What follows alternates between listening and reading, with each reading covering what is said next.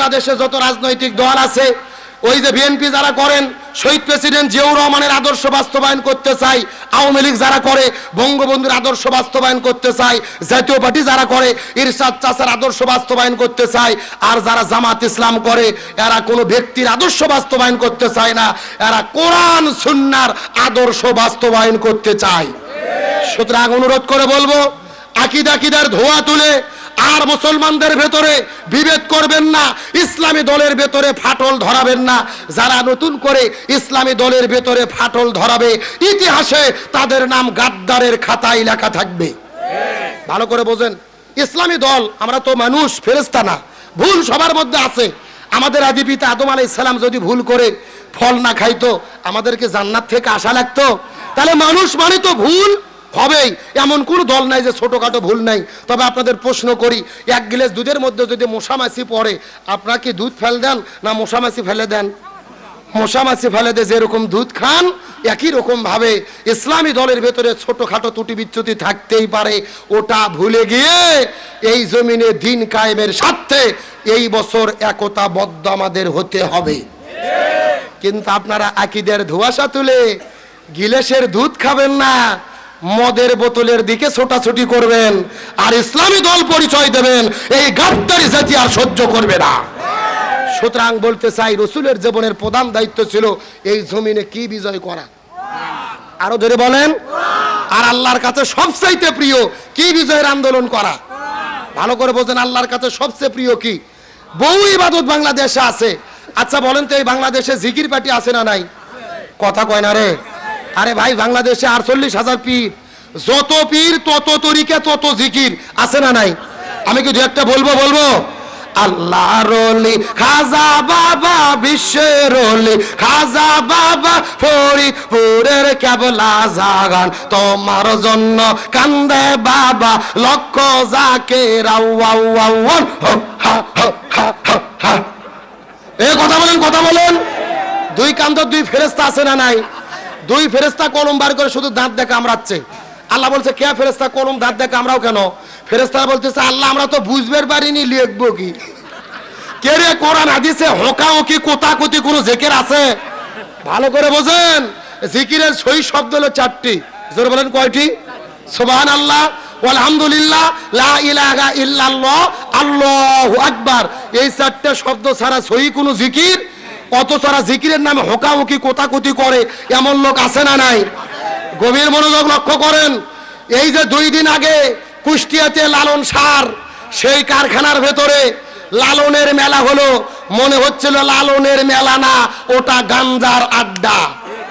প্রকাশ্য দেবালোকে ছেলে মেয়ে জোড়া লেগে গাঞ্জা খাচ্ছে। দুঃখের বিষয়, আমাদের বগুড়া থেকে একটা ডিজিটাল মেয়ে গেছে জিন্সের প্যান্ট পরে, একেবারে সুন্দর করে ভাই সিগারেট মুড়াইয়া ভেতরে গাঞ্জা ঢুকে একেবারে মোটা করে দিচ্ছে টান। একটা সাংবাদিক যে বলতেছে, আপনি কি গাঞ্জা খাচ্ছেন? ও বলতেছেন, এটা তো গাঞ্জা না, সিদ্ধি করতেছি। কি করতেছে? আবার বিশাল বড় একটা দাড়িওয়ালা চাচা, তাকে যাওয়ার পরে জিজ্ঞেস করেছে, আচ্ছা আপনারা যে গাঞ্জা খাচ্ছেন ব্যাপার কি? ও বলতেছে, না গাঞ্জা তো হারাম না, আল্লাহর কোরআন বলেছেন ফাবিআইয়ি আলাই রাব্বিকুমা তুকাজ্জিবান। আল্লাহ বলছে, আমার কোন নিয়ামতকে তোমরা অস্বীকার করবে? তে গাঁজা তো আল্লাহই সৃষ্টি করেছে, এটাও একটা নিয়ামত। বাটপাড়ের কত ধরনের ফতুয়া চিন্তা করে দেখেন। মানে গাঞ্জাকে হালাল বলে কোরআন থেকে ফতুয়া দিয়ে দিচ্ছে, অথচ মনের মধ্যে কষ্ট। 90% মুসলমানের দেশে ওই লালনের আকড়াতে লক্ষ লক্ষ যুবক যুবতী জোড়া লাগে গাঞ্জা খাচ্ছে, প্রশাসন সেখানে কোনো বাধা দেয় না। আর আলেমদেরকে হক কথা বললেই বাধা দেওয়া হয়। কথা বলে না কেন? এমনকি জেলা প্রশাসক ওই কুষ্টিয়া জেলার সব গুরুত্বপূর্ণ ব্যক্তিদেরকে ডেকেছে। তখন একটা ওই গাঞ্জা আপনার ওই লালনের মাজারের যে একটা ভক্ত, এক বুড়ো চাচা বলতেছে, স্যার গাঞ্জা যদি বন্ধ করে দেন তাহলে ওখানে 30 জন লোকও খুঁজে পাওয়া যাবে না। কথা কি বুঝেছেন? তার মানে বোঝা গেল ওখানে লালনের জন্য কেউ যায় না, মূলত সবাই যায় গাঞ্জা টানার জন্য। সুতরাং সরকারকে বলবো, প্রকাশ্য দেবালোকে যেখানে গাঞ্জার আসর চলে, ইন্নামাল খমরু ওয়াল মাইসির ওয়াল আনসাব ওয়াল আজলাম রিজসুম মিন আমালিশ শাইতান ফাজতানিবুহু লাআল্লাকুম তুফলিহুন। আল্লাহ বলতেছে মদ, জুয়া, নিশাদ্রব্য, মূর্তি পূজা, ভাগ্য নির্ধারক সবকিছুকে হারাম করেছেন কে? সুতরাং 90% মুসলমানের দেশে প্রকাশ্য দেবালোকে গাঞ্জার আসর হবে, এটা চলতে দেওয়া যাবে না। এই গাঞ্জার আখড়াকে বন্ধ করে দিতে হবে। আমাদের যুবক যুবতী ছেলে মেয়ে প্রকাশ্যে নেশা করে ক্ষতির দিকে চলে যাবে, এটাকে আমরা মেনে নিতে পারি? আসেন আলোচনা করতেছিলাম, বলুন তো এই যে জিকির বাংলাদেশে করে, এই জিকির পার্টির কি কোনো বিপদ বাংলাদেশে আছে? জোরে বলেন আছে? আচ্ছা বলেন তো, বাংলাদেশে নামাজ পড়লে কি কোনো বিপদ হয়? কথা বলেন ভাইরে, নামাজ পড়লে কোনো বিপদ হয়? হজ করলে বিপদ হয়? যাকাত দিলে বিপদ হয়? একটা মাত্র ইবাদত বাংলাদেশে করলে বিপদ হয়। আপনারা কি গবেষণা করে বলতে পারবেন ওটা কোন ইবাদত? ভালো করে বোঝার চেষ্টা করেন। এই বাংলাদেশ 90% মুসলমানের দেশ।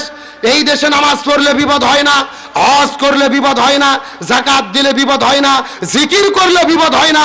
এই দেশের ভেতরে তারাই বিপদের মধ্যে পড়েছে যারা জমিনের ভেতরে কোরআন বিজয়ের আন্দোলন করেছে। আর এই জন্যই আল্লাহর কাছে সবচাইতে প্রিয় কোরআন বিজয়ের আন্দোলন করা। সুবহানাল্লাহ বলেন। গভীর মনোযোগ লক্ষ্য করুন। আমাদের নবীজি রমজান মাসে 16 দিন রোজা রেখেছে। জোরে বলেন কয়দিন?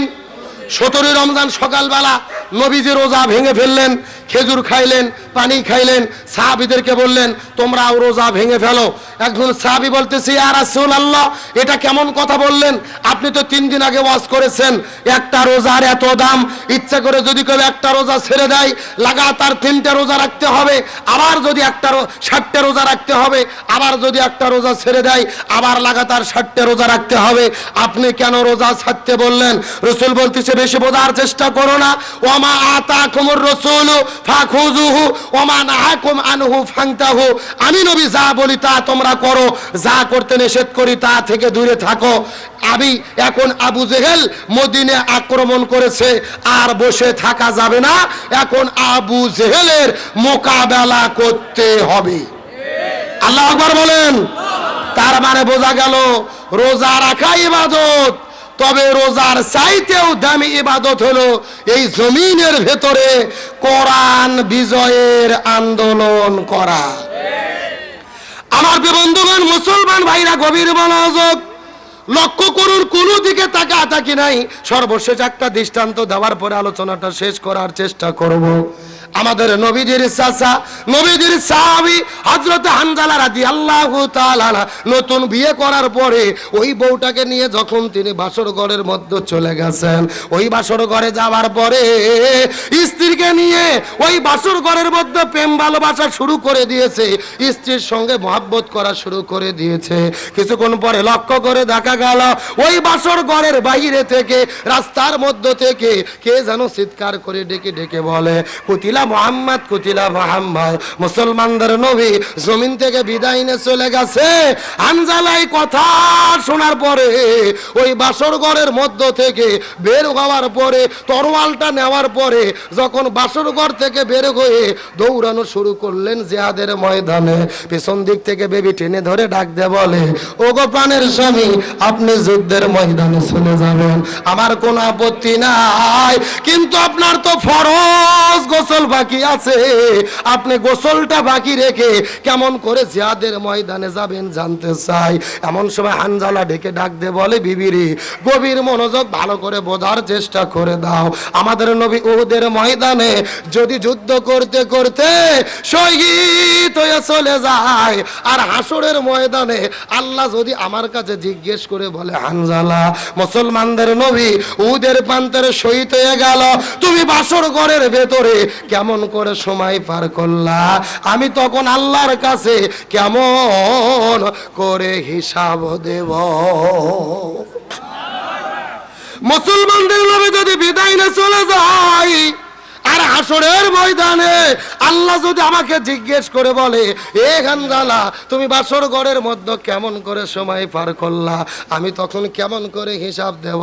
এই কথা বলার পরে হানজালা ওই বাসর ঘরের মধ্য থেকে হাতের মধ্যে তরোয়ালটা নেওয়ার পরে ফরজ গোসল বাদ দিয়ে চলে গেলেন তিনি যুদ্ধ করার জন্য ওদের ময়দানে।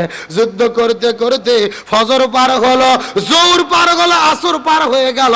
একদিকে ফরজ গোসল বাকি, আর একদিকে 3 ওয়াক্ত ফরজ নামাজ কাজা করেছে।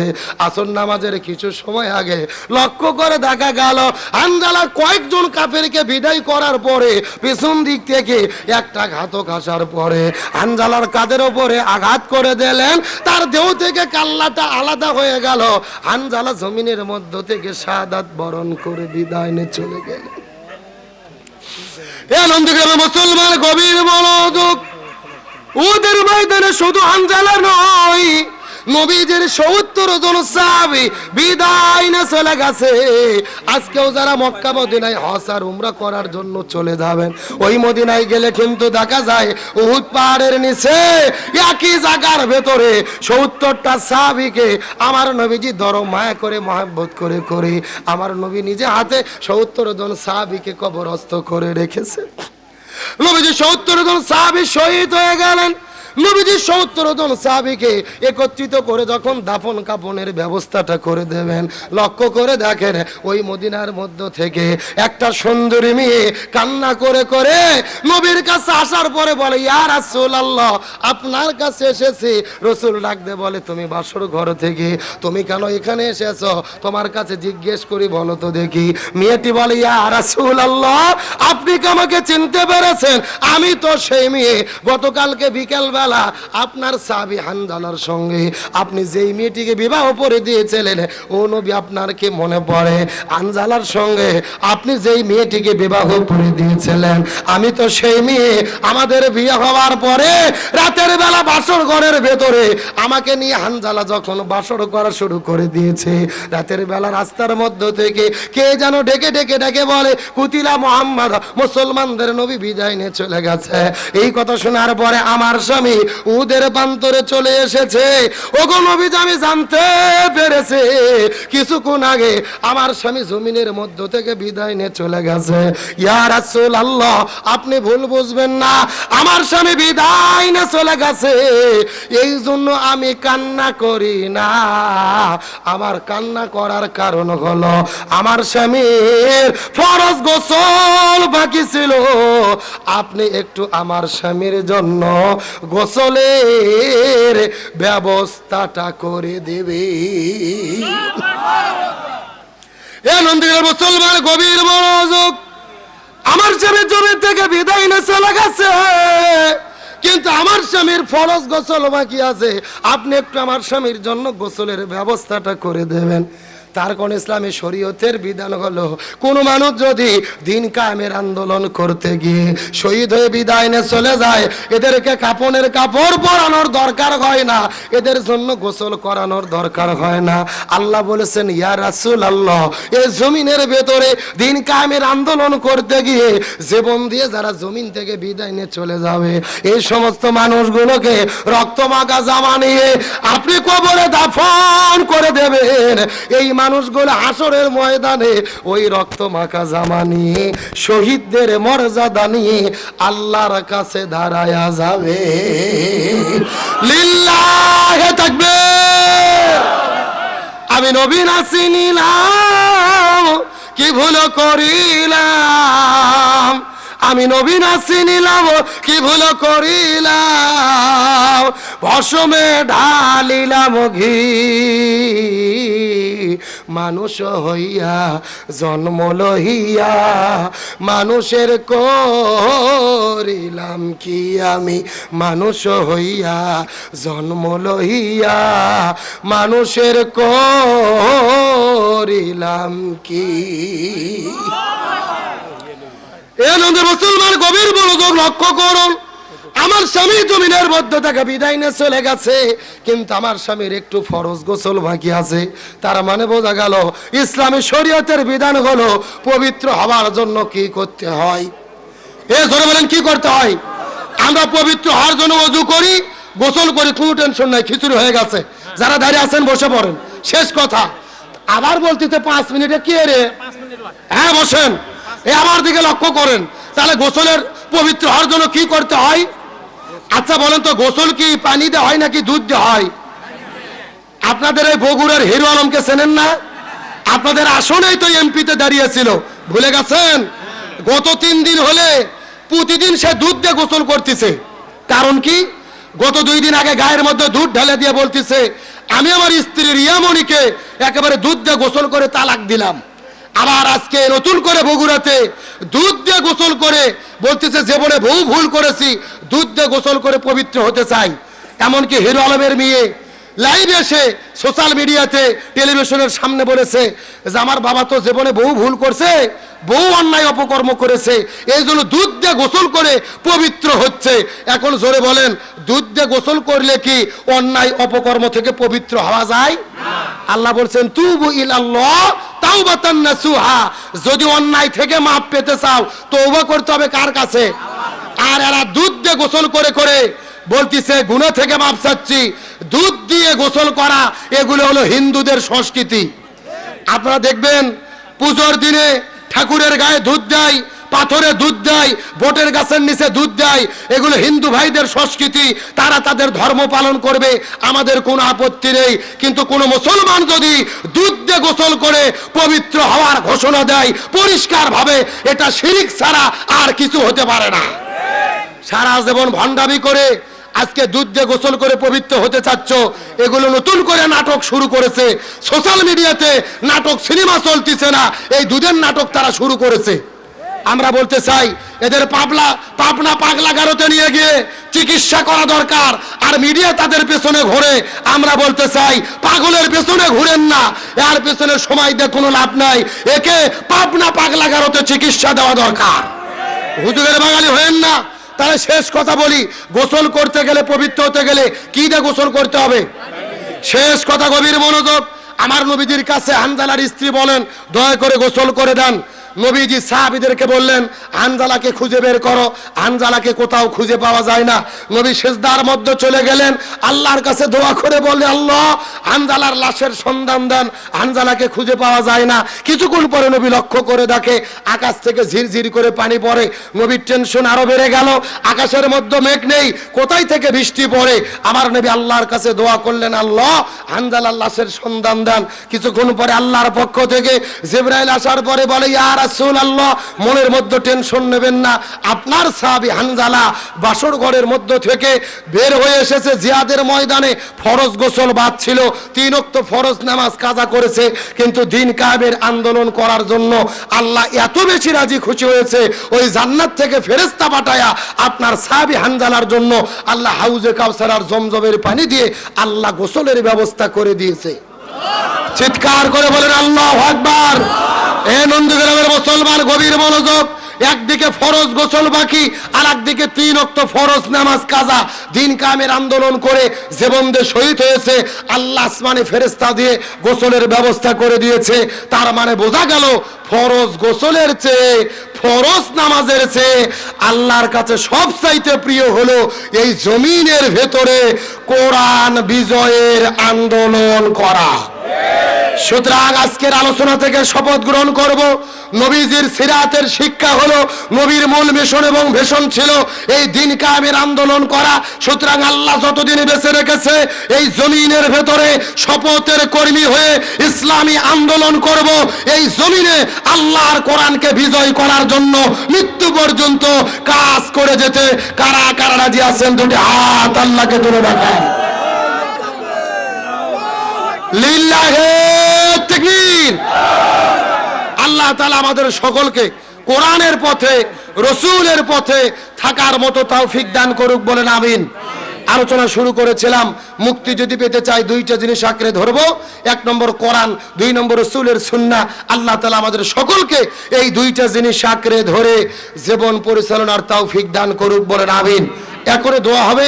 যারা যেখানে আছেন বসে আসেন, বসে পড়েন। সবাই একবার দরুদ ইব্রাহিম পড়ি, আল্লাহুম্মা সাল্লি আলা, কি বলে?